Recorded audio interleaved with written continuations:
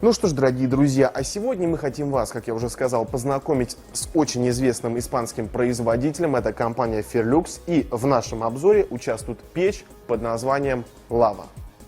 Дорогие друзья, вот перед нами печь Lava производителя Ferlux во всей своей красе. Первое, что хочется отметить, это интересное дизайнерское решение. Это красивый узор. Он не навязчивый, но узор присутствует. И это действительно очень здорово. Он присутствует как по бокам печи, так и вот на фронтальной, ее, так сказать, фасадной части. Что мы еще можем с вами видеть? Во-первых, печь выполнена вся из чугуна. Причем не простого, а высокопрочного сфероидного чугуна. Мы также можем видеть обзорное витрокерамическое стекло, которое сделано в Японии. Также мы можем с вами наблюдать очень мощные, хорошие, добротные ручки, которые выполнены из очень толстой стали.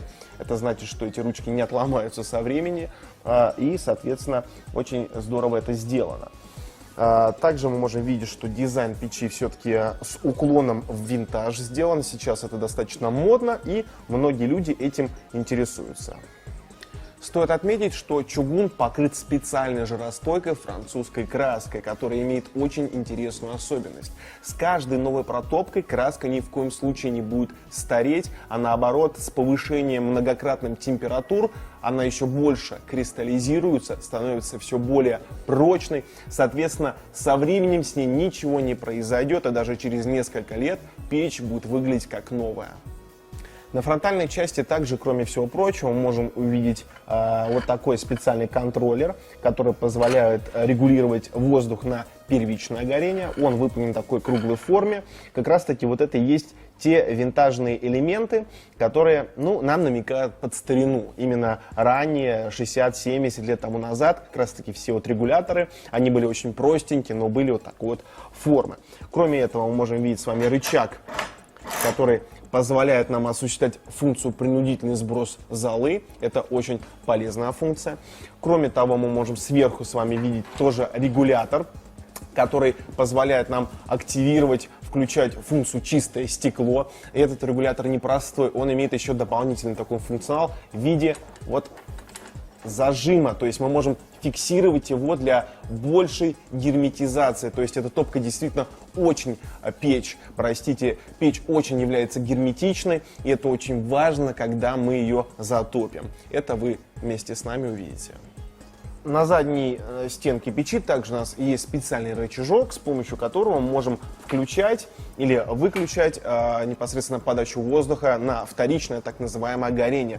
Только оно осуществляется уже не через низ, а через специальную двухступенчатую перфорированную пластину, которая у нас находится сразу под дефлектором. Для чего это нужно и как это работает?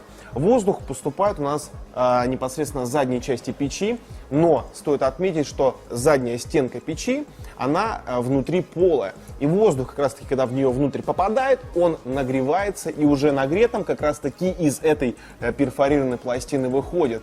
Этим самым печь достигает действительно очень хорошего коэффициента полезного действия, позволяет нам не только лучше отопить помещение, но также и сэкономить дровяной ресурс.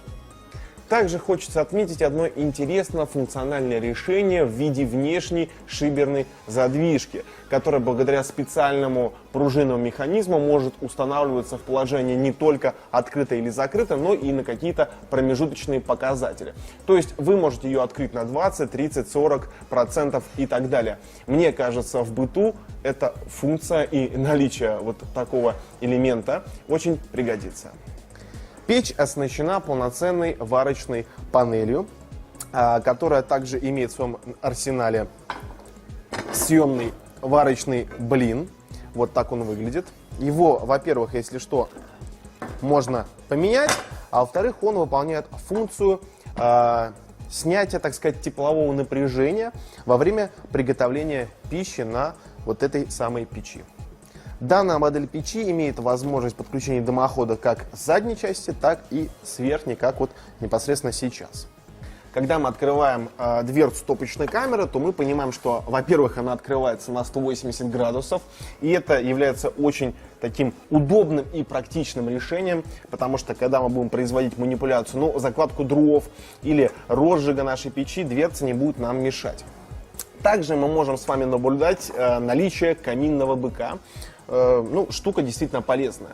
Например, какая-то дровишка из топочной камеры во время эксплуатации печи может случайно облокотиться на стекло и начать его коптить. В данном случае вот такой элемент является некой преградой.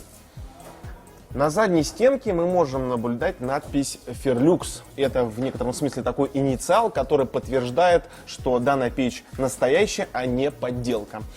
Также стоит отметить, что печь внутри футируется также чугуном. То есть в некотором смысле, если говорить, то чугун тут в два слоя. То есть первый слой чугуна — это внешняя составляющая, то есть некий каркас печи, и внутри также установлены чугунные пластины, что также придает прочности нашей печи. И самое интересное, что эти пластины, если что, можно заменить на новые. Сверху мы можем с вами наблюдать дефлектор и вот эту самую двухступенчатую перфорированную пластину, которая будет осуществлять вторичный дожик. Ну что ж, пришло время нам поговорить о зольном отсеке, соответственно. Что мы имеем тут? Во-первых, зольная дверца также открывается на 180 градусов, но это уже без комментариев. Понятно, что это удобно. Зольник очень большой, вместительный, но я думаю, не так часто вам придется его очищать. Я думаю, даже не раз в месяц, возможно. Вот, но, собственно, как раз таки здесь и происходит первичный дожик. Вот отсюда поступает первичный воздух на горение. Но, в принципе, и, наверное, все, что хотелось мне сказать из теории. Пришло время нам перейти к практическим элементам. И сейчас мы разожжем нашу сегодняшнюю печь «Лава» производителя Fairlux.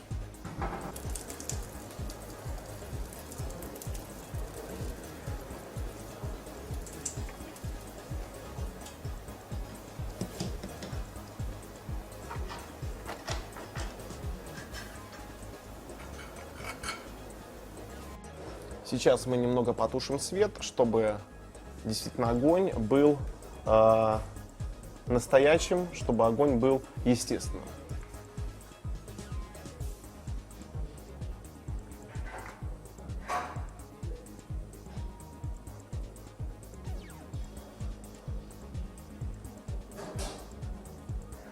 Итак, господа, сейчас мы попробуем перевести печь в режим длительного горения, в режим экономии дров. То есть в таком режиме наша печь может работать не 1, не 2, не 3 часа. И это мы сделаем следующим образом. Ну, господа, мы полностью потушили огонь, фактически. Мы видим, что как раз таки на вот нашей многоступенчатой перфорированной пластины языки пламени есть. И сейчас печь находится в режиме максимальной экономии дровяного ресурса. Вот в таком вот режиме печь можно оставить и лечь спать, соответственно. И утром просто вот так вот открыть все задвижечки и подбросить новые дрова. Дорогие друзья, печь «Лава» производителя Fairlux очень красиво горит у меня за спиной. И мы действительно рады, что сегодня получился хороший добротный обзор, красивый и, я надеюсь, эффектный. Мы сегодня дотронулись до чего-то нового, и это не может не радовать. Большое спасибо, что вы нас продолжаете смотреть, смотрите нас и далее. Обязательно под этим видео оставляйте свои комментарии с вопросами, мы обязательно на них ответим. Ну что ж, с вами был Дмитрий, наш оператор Сергей. Не забывайте подписываться на наш канал и всем пока.